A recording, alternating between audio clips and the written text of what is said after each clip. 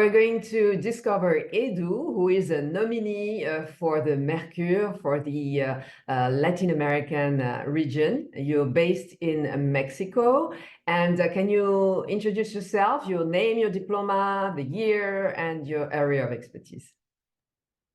Yes, of course. Thank you, Florence. My name is Eduardo. I was an MBA at HEC for the class of 2020. And yeah, graduated unfortunately during COVID, but I was very happy to specialize during my time there in digital innovation and I guess in social entrepreneurship, which is how I built my career. Great. Can you share with us your journey as an entrepreneur? Yeah. Immediately after graduating from HEC, I started working for a fund called Catalyst Fund. Catalyst invested in 5 countries primarily, so India, Mexico, Kenya, Nigeria, and South Africa.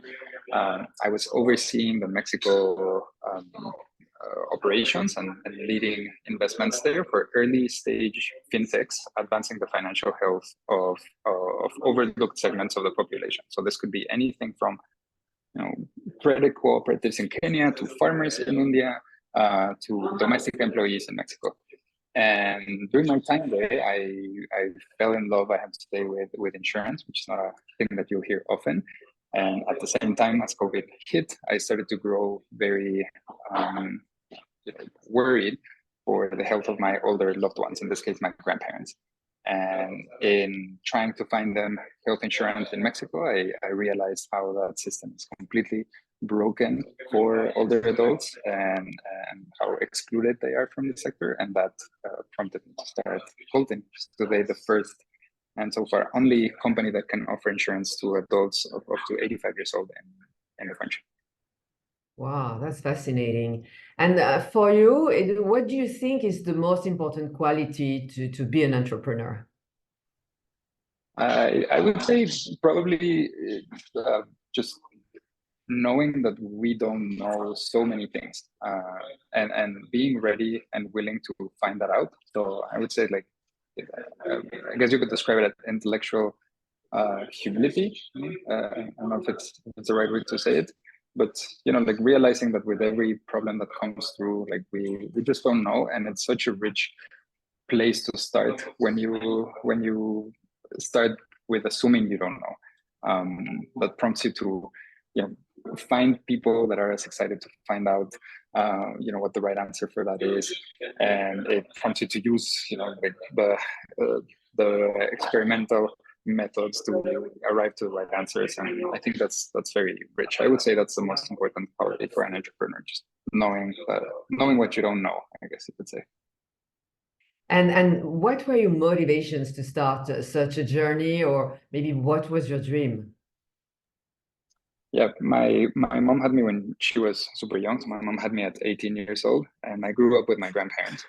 But they were very young when I was born. They were 45, 50 years old. So I never really saw old age or the challenges that come with the institutional ageism structures or the discrimination that they suffer just due to their age.